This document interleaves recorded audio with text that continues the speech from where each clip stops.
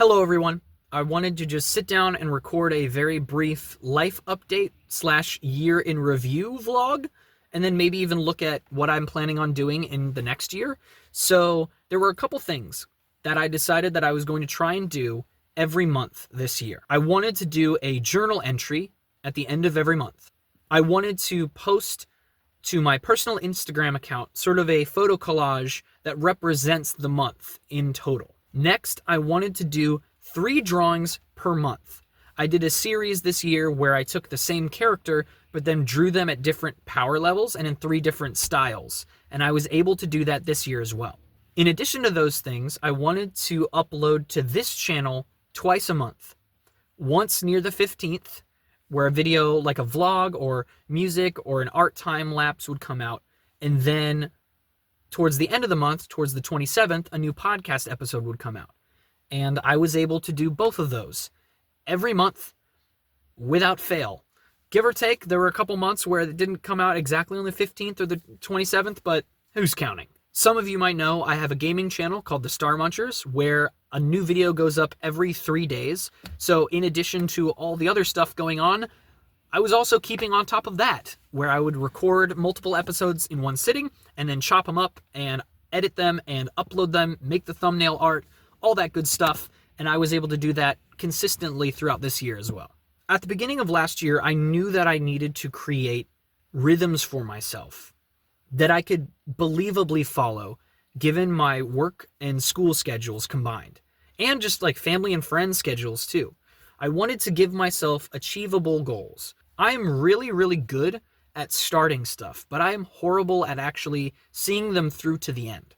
And so what I wanted to do was I wanted to give myself bumpers. So think like at a bowling alley. I needed to give myself bumpers where I could roll around in between them all I wanted, but they were there. And so I gave myself a month to do these things. And I figured that that was enough time that I wouldn't feel pressure to work on them all the time. And I wouldn't feel that pressure every single week and every single day. But it was something that I could rely on happening every month. And I had plans to make them happen. And I felt like I had enough prep time to make all of those things happen. And so at least for 2024, it was a really good rhythm that I'm probably going to try and continue into 2025. On the life update side of things, my younger brother, who I shared a room with for 21 years, moved out. He found an apartment, super, super happy, super, super proud that Luke was able to find a spot for himself. And that means that for the first time in 21 years, I have the room to myself, which is super weird because now I technically should probably do something with the space since it's just me in there. I don't know what I'm going to do yet, but who knows? Maybe I'll vlog about that at some point. I'm trying to make the room a little bit more conducive to my projects, because what I would tend to do is my room became sort of a glorified storage area, and I would sort of live my life everywhere else but there.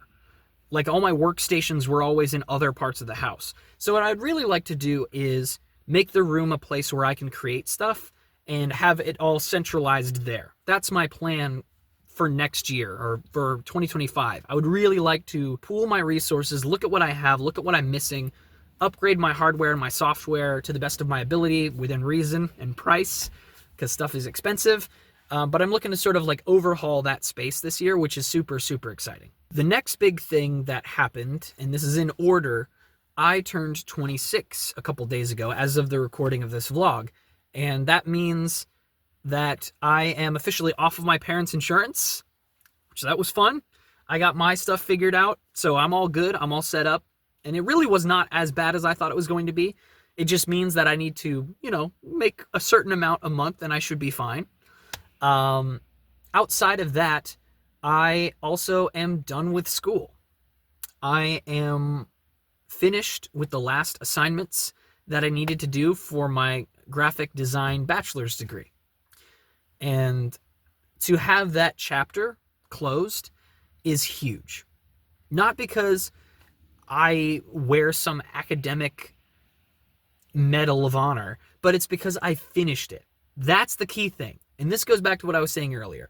I'm so bad at finishing stuff. I'm great at starting stuff. I'm great at coming up with ideas, but the follow through is sometimes lacking. And there were times in my college experience where I would legitimately stop and think, do I want to do this?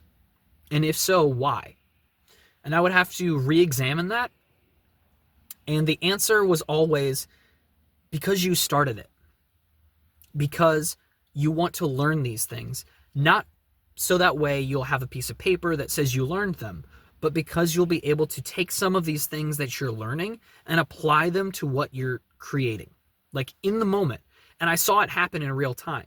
I would learn something new in school and I would look over at a program or a project I was working on and be like, oh, I kind of have a direction to go for this.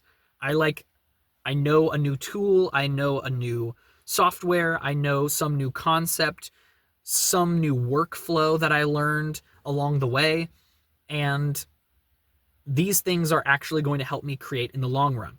And that's the reason why I went to school in the first place. It was because I wanted to learn graphic design for myself, not because I necessarily saw myself becoming a professional designer off rip right out of school, even though we'll get to that because there's some cool stuff there too.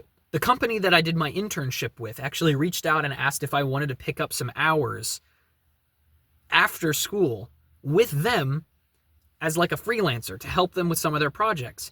And that's super, super cool because that was kind of like my game plan moving forward into 2025. My plan is to keep working my part-time job, but then I was going to have Tuesdays and Thursdays as like my freelance days. Some of you might know that I was editing some welding podcasts for a couple different people on the East Coast. And that should hopefully continue. We'll see. I'll reach back out to them and see if they want to keep working with me. But like, in addition to like overhauling my tools, I have like multiple freelance options in front of me where I don't feel like I'm constantly looking for work. These would be things that would just offset my income in a really cool way and sort of justify me working a part-time job. Is I'm still making money on those days I don't go into the office. It's just doing other things. Suffice it to say, this year has been extremely busy. It's been extremely busy. But this leads into one of the things that I learned about myself and about my college experience. And I won't speak for everybody. This is just from my perspective. But what I learned about myself is I will find time for the things that I am passionate about or things that I care about. This is a huge fear of mine going into my college education because I was afraid that I was going to be on that long crawl of just giving up on your dreams because you don't have time for them. Like, I thought that was my future. Just, I'll be honest, I wasn't hopeful. And once things started picking up with my schedule when I first started school, I was super discouraged. But that's because I didn't know how to manage my time properly. Time management is huge. And maybe me saying this after the fact, you're like, oh yeah, okay, of course, you're so enlightened. But like, what I found out, and this is extremely important for me to know, is that right now in this stage of my life, if I work every day, some form of work, 2 part-time jobs, alternating days, no matter what it is, I will still have time to work on my own personal projects because I will make the time. I'll find it. And part of that is a process, is getting into a flow and understanding the way that your week is structured. I would try as often as I could to make recurring things on my calendar, things that I could rely on. I did a lot of bi-weekly stuff this year of just saying, not every week, I can't do it every week, but every other week I'd like to do this cool thing. I'd like to get together with a friend. I would like to plan something or play Dungeons and Dragons where it's like I can rely on it and I can mark it down on my calendar because I know where it's going to fit during my week. So that's the other thing. I wasn't a calendar person before school. Now I get it. Like, I don't need one to hang on the wall. I'll just print off some cheapo version off of Google Images and I will make markings on it. I'll put notes in the margins. I'll mark that sucker up at the beginning of every month because I don't want to overextend myself. I don't want to double book myself. And I want to make sure that I'm spending enough time with myself. I want to make sure that I'm giving myself space to decompress and time to create stuff. Some of you watching this might have found me through my video essays. And if that's you, hello and thank you. I am planning on making more of those. I enjoyed those so much. And I was bummed because looking at the past 6 months, I just knew that I wasn't going to have the time to make more. And the last one I did was pretty short, which I don't think that matters too much to people. I think most people who are into video essays will watch a 10-minute video or a 3-hour video. They will watch it. And that's me. Like if I find a video essay on a topic that I think is cool, I'll watch something about that.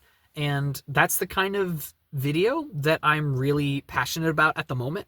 That might change, but I'd love to do at least, oh man, I don't know what to say out loud. I want to do at least 3 in 2025. Maybe that should be my goal, is to do 3 video essays, just 3 videos. I think I could manage it. It's a lot of research, but now that I'm done with school, I have a little bit of extra time. And as long as I'm using that time wisely, I feel like I could do some stuff. I'm planning on changing what I use to edit. I used to use Power Director, or I'm still using it technically because that's where all my templates are, but it's a super old program and they've since moved to a subscription service. So I'm probably going to be looking into doing DaVinci Resolve, which I've heard a lot of good things about. And I think that'll end up working out very well. I'm going to continue the podcast. Really excited. One of the previous guests, Blue Katie Bug, is actually working on a t-shirt design for season 1 of Morphing Tower podcast. I'm not going to tell you what it is. It's mostly for me. I don't care if any person watching this has any interest whatsoever. I want that design for myself. I want to be able to wear a shirt that represents season 1 of Morphing Tower so bad. Like, I cannot wait for it to be done. And I'm super grateful that Blue Katie Bug was willing to lend her artistic talents to that. And I will keep you updated on that. Maybe I'll make some community posts once it's done. Maybe I'll post like a mock-up of the shirt or whatever. But 2025 is going to be good. And I'm very excited. And I feel confident ending this year. There's multiple things that are like ending all at the same time. Like, I turned 26. I finished school. The D&D campaign that I've been running for like 6 months. We've been doing like every other week or so. We're doing session 10 today. 10 of 10. And then we're going to do an epilogue. But it'll line up with the end of this year. And then I'm going to be a player for a while. And stop being a DM for a little bit and take a break. I definitely missed playing D&D a lot. Because it activates that improv part of my brain that I don't get to use very often. That is really, really fun and just gives me so much energy. And I've been enjoying life despite the crazy. And if I can do that, I am so excited for 2025, where theoretically the crazy will be less, but the enjoyment will still be there. What I learned was that if my schedule is insane, if I had to do 210 hours in 8 weeks of the internship and the practicum combined, along with my part-time job, along with family and friends, along with all those things, I was still able to create stuff that I was passionate about and that I could be proud of. And that's the key takeaway for me for this year, is that despite the insanity, I was still able to do what I wanted to do with this year. I was still able to stay on top of the rhythms that I made for myself. I was still able to do those things and still have time for myself, which is super, super important. And I'm just super stoked for 2025 because I think a lot of really cool things are going to be either continuing or starting. And I'm very excited for that. My college experience taught me a lot of things, but primarily it taught me a lot of things about myself. If I was to share 3 things that I learned from my college experience, is number 1, I can dedicate myself to things and see them through to the end. Second of all, I can find time for the things that I care about. It's there. I just have to find the time. Number 3 is I can find joy even if I'm being pulled in multiple directions at the same time. Even if life is insane. Like, I'm hoping, theoretically, the next year is not going to be half as crazy as 2024 was, just because of my personal schedule between work and school and all that stuff. And yet, I still had a blast this year. I had so much fun, made so many memories, connected with so many new people, reconnected with older friends, and like that was all despite the crazy. That's all in the middle of the crazy. I was able to do that. And so moving into the next year, I guess I'm just energized at the prospect of being freed up to do more. Not because I don't feel like I did enough last year, but because I feel like there's going to be more space for me to work on personal projects than there was in this last year. And I'm super excited about that. But yeah, that's pretty much it. Just wanted to give a little life update, little yay, I'm done with school vlog. I was trying to figure out what I was going to post for today, but this is pretty much it. So yeah, hopefully you guys have an excellent rest of 2024, and I can't wait for you guys to see what I'm cooking up for the next year. So yeah, see ya.